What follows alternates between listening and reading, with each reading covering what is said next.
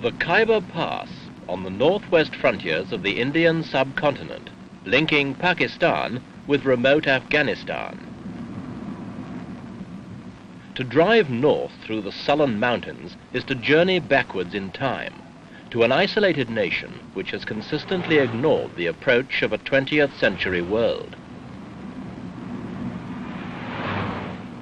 But this year, events have caught up with and overtaken feudal Afghanistan, traditionally a buffer state standing alone between major powers. It has suddenly caught world attention.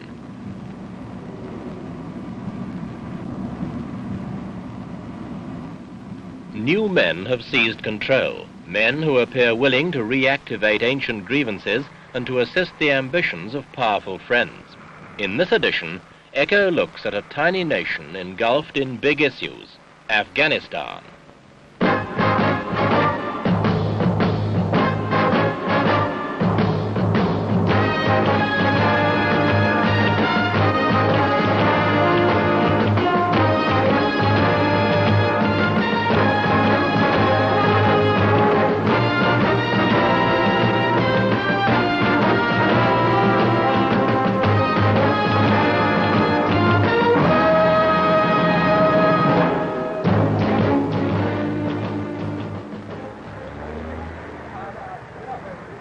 For centuries, the Pathan tribes of Afghanistan have lived by their own rules. Here, a man carries a gun as a badge of honor, and most use them with deadly accuracy.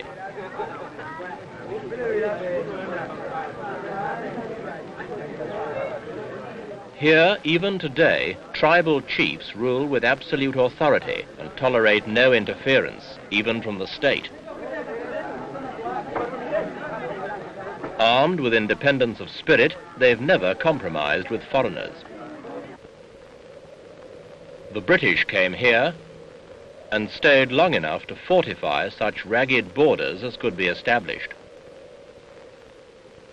But they retreated, leaving little more than a few rusting relics.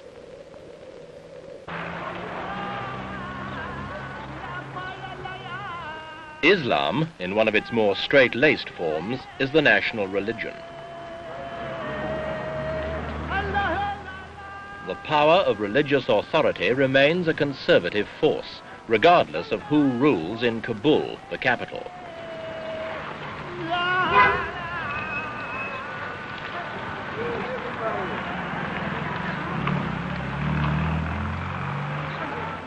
And the streets of the capital illustrate this nation's problems, principally that of poverty. The average annual income in this country is less than $75. The illiteracy rate is 90%. Slavery was officially abolished only in 1947.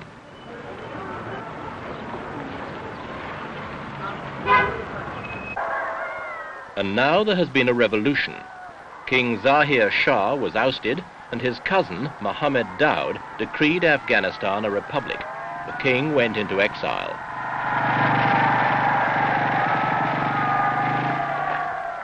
The new regime has the backing of Afghanistan's small but powerful army, and that in turn is supplied and equipped by the Soviet Union.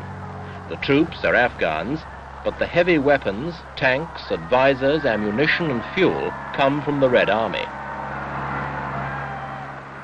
It was President Daud, Prime Minister until 1963, who first encouraged Russian assistance, and Moscow did not hesitate to take advantage of the invitation.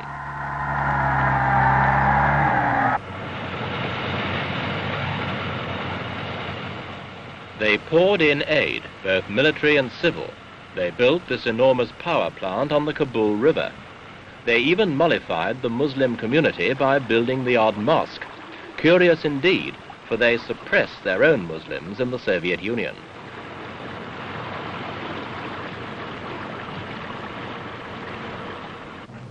But the Soviet presence in Afghanistan has little to do with altruism, and everything to do with an old Russian ambition, to gain access to the Indian Ocean by an overland route. Afghanistan is a stepping stone. Between it and the sea is the Pakistani province of Baluchistan, but the Russians are at work on that problem. While wooing the Afghan regime with showy new projects, such as this housing scheme, the Soviet Union is actively backing Afghanistan's long-time claim to Baluchistan, whose people, like those of Afghanistan itself, are Pathans. If Kabul's old longing for this valuable strip of territory could be fulfilled, the bricks and mortar of Soviet diplomacy would have built them a road to the sea.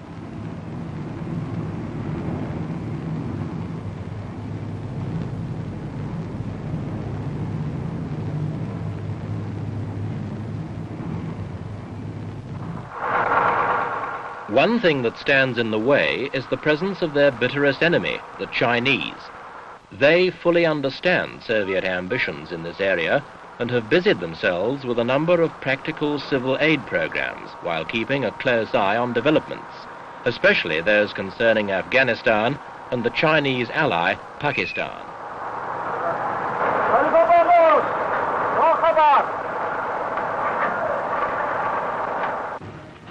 While they remain, the Russian dream of rolling down to the Indian Ocean is unlikely to come true, for the Chinese themselves would be interested in opening up the same access to the sea, and more important, to the oil of the Persian Gulf, of which the Chinese domestic economy is in increasing need.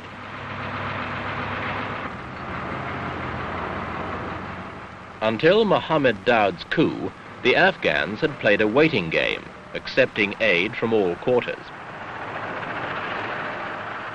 They thanked the Chinese for building their roads, but opened the aid gates to the west as well as the east. In case number 2, was wollen wir jetzt hier beginnen? Commentateurs ont inclus eux la reduction dispute. Bodadu Arasol. Afghanistan has always been suspicious of foreigners, but King Zahir Shah knew his country desperately needed what these foreigners could bring. Now Mohammed Daoud has, for all intents and purposes, allied himself with the Soviet Union. The ordinary Afghan, caught in the endless circle of subsistence living, now has his future in pawn to the Russians as well. And the future does not look that good. While the Russians were building pretentious airports and roads, thousands of Afghans have died. A 3-year drought has destroyed bullocks and crops. Water and grain supplies dwindled. There is little enough economic basis on which to build a new people's democracy.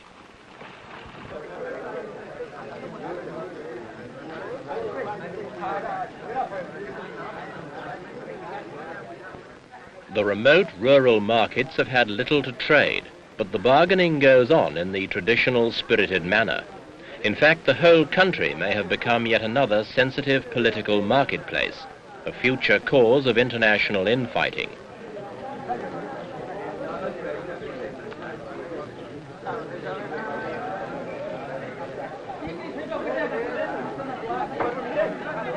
But to anyone who can expect to earn no more than $75 a year, there are more important things to haggle over.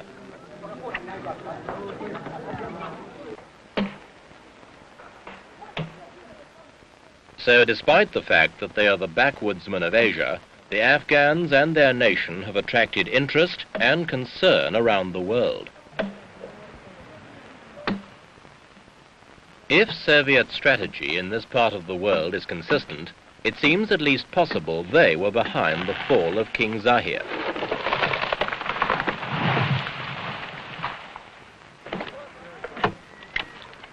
In his place, they have, in President Daoud, a man whose policies they may be able to shape. Already he has made appropriate noises in the direction of Pakistan and is encouraging separatist movements among Pathan peoples in that country.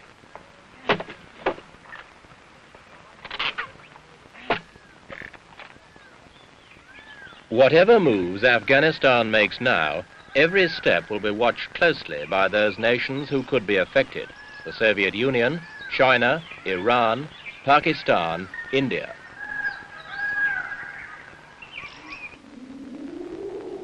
Afghanistan is still the buffer between big nations involved in the Indian subcontinent, as it was a century ago.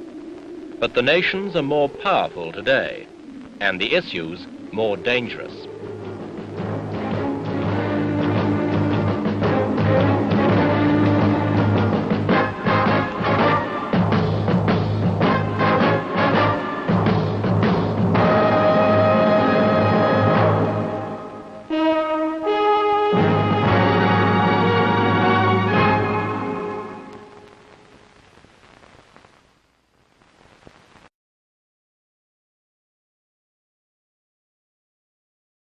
Which has consistently ignored the approach of a 20th century world. But this year, events have caught up with and overtaken feudal Afghanistan continent, linking Pakistan with remote Afghanistan. To drive north through the sullen mountains is to journey backwards in time, to an isolated nation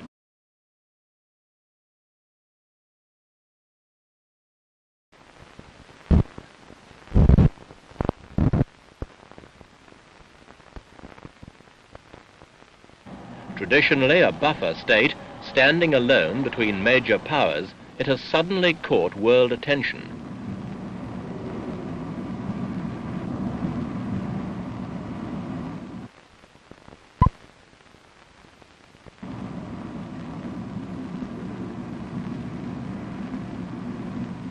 The Khyber Pass, on the northwest frontiers of the Indian subcontinent,